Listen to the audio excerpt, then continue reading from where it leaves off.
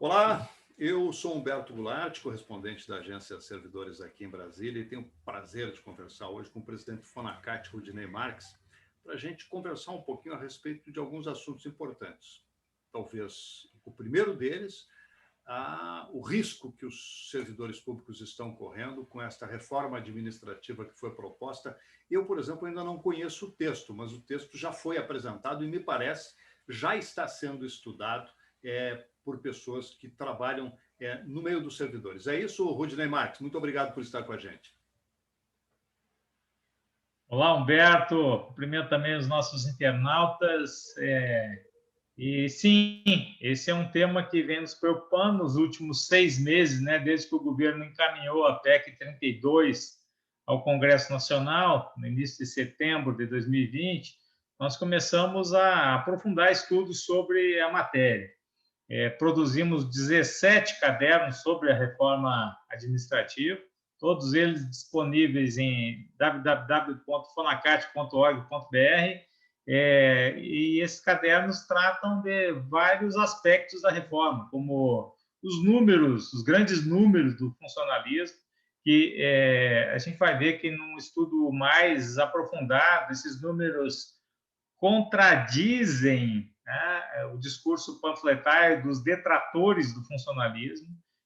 Nós não temos muitos servidores no Brasil, pelo contrário, temos espaço para dobrar a empregabilidade no setor público. Não é verdade também que a máquina, né, tem salários, em geral, exorbitantes, porque a regra são baixos salários, a média no funcionalismo do Executivo, considerando os 3 entes federados, são R$ 4.200, não há exorbitância nesse valor.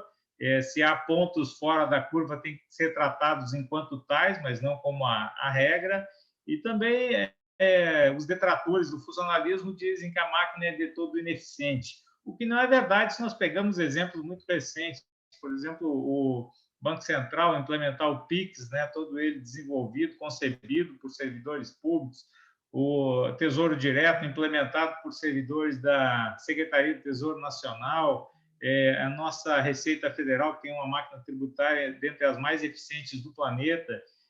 Então, nós temos exemplos que sobram. Agora mesmo na pesquisa, no desenvolvimento de vacinas contra a Covid, nós estamos vendo quem na linha de frente? Butantan e Fiocruz, ou seja, servidores públicos de ponta aí na área da pesquisa e da ciência, né? Então, nós temos sim estudado a PEC 32, a reforma administrativa, e os nossos cadernos mostram um outro lado, né, de um serviço público eficiente, com necessidade de, inclusive, mais investimentos e mais quantitativo de pessoal. É claro que nos cadernos nós tratamos também outros pontos da reforma, como a avaliação de desempenho. Não somos contra uma avaliação de desempenho, mas temos que fazer uma avaliação de desempenho séria, né?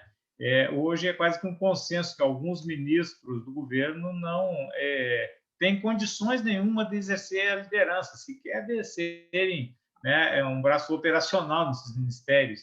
Então, nós temos que pensar também numa avaliação de baixo para cima, né? Porque não adianta nós termos profissionais de ponta no serviço público quando a cabeça não pensa, né?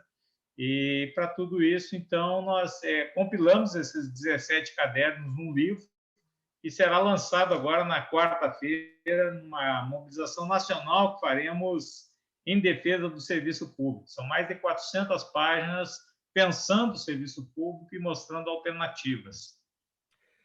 O Dinei, me fala um pouco mais a respeito dessa mobilização de quarta-feira, que vocês chamam de o Dia Nacional em Defesa do Serviço Público. Como é que ela vai acontecer e como é que você espera que os servidores participem dela?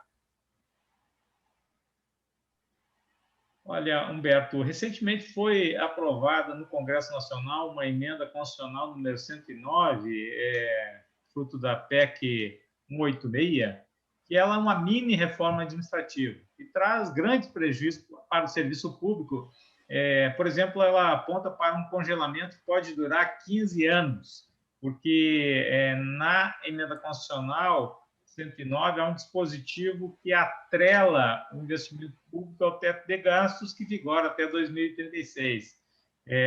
Ou seja, especialmente nesse momento que a gente tem uma inflação crescente, congelar salários, inclusive do ponto de vista econômico, é contraproducente, porque o país precisa de recursos movimentando a economia. Então, você tirar dinheiro de circulação com o congelamento, né? Inclusive do ponto de vista econômico é ruim, e do ponto de vista fiscal também, né? Porque é uma sinalização muito negativa para a economia. Mas o fato é que essa emenda constitucional foi aprovada em tempo recorde, em 3 semanas. Isso acendeu o sinal de alerta vermelho, né? E nós chegamos à conclusão que era um momento de unir todos os grupos que defendem o serviço público para que façamos juntos uma grande mobilização em defesa do Estado brasileiro, né? Então, nós reunimos não só as entidades do FONACAT, e só essas entidades já seriam um peso considerável para o evento, são 35 entidades nacionais, mas de todos os entes federados, né, do Executivo, do Legislativo, do Ministério Público, mas nós reunimos com entidades também muito representativas, como o Movimento Basta, que reúne servidores de todo o país, né, federações, confederações, servidores municipais, estaduais, e também reunimos com a Frente Parlamentar Mista em Defesa do Serviço Público, a Frente Servir Brasil, composta aí já por uma grande parte aí de parlamentares ligados às causas que defendem o Estado brasileiro, né? Sob coordenação do deputado federal Israel Batista. Então, nós estamos chamando esse movimento para quarta-feira para fazer um dia nacional de alerta para os 12 milhões de servidores públicos, que o momento é de unidade, de atenção máxima e de luta, porque se nós não nos unirmos agora, não sobrará nada do serviço público como assim nós o conhecemos, porque a PEC 32, a reforma administrativa, implode as bases do serviço público brasileiro. E nós precisamos, então, nos unir, lutar contra essa proposta. Então, esse é o pano de fundo aí que nos levou à preparação desse movimento no dia 24, também em paralelo com o que as centrais sindicais estão chamando de lockdown da classe trabalhadora, né? As centrais estão programando várias atividades no dia 24, e nós, como trabalhadores do setor público, também temos que fazer a nossa parte e colocar, então, né, toda a nossa base em estado de alerta máximo. Temos que resistir a esse projeto tão nefasto. Rudinei, para a gente encaminhar essa entrevista para o encerramento, eu queria conversar um assunto também com você a respeito ainda, não é, da reforma administrativa. Eu lembro que na reforma da Previdência, o governo já fez, dentro da reforma da Previdência, tinha um pedaço de reforma trabalhista daquelas coisas que o governo queria. E parece que também na PEC emergencial já veio um pouco de reforma administrativa com as perdas que os trabalhadores do serviço público tiveram. Agora, na reforma administrativa, nesta proposta, quais são, digamos assim, os principais riscos que o servidor corre e quais são os principais assuntos que o servidor deve ficar atento para essa luta que eu conheço de vocês, trabalhando, conversando com parlamentares dentro do Congresso Nacional, e, é claro, a gente sabe que ela sempre é muito difícil e me parece que quase sempre ela tem sido minimizar danos, ganhos muito poucos. É por aí? Ótima questão, Alberto. Foi direto no ponto, né? Quais são os grandes riscos para o funcionalismo?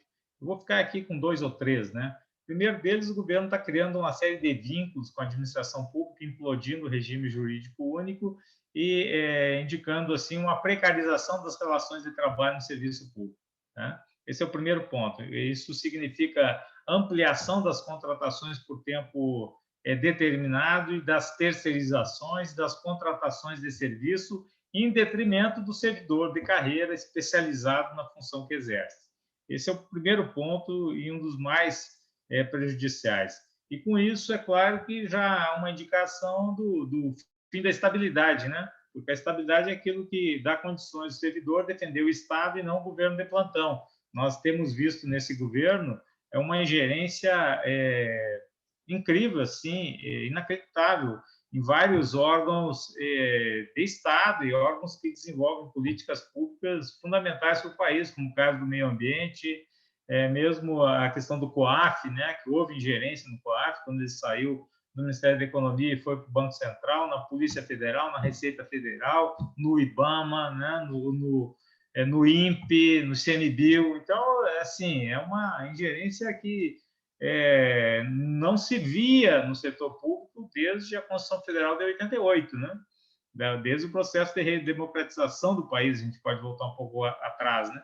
E isso tudo é um perigo, né? Porque nós temos que proteger o Estado de maus gestores, e por isso a estabilidade é fundamental.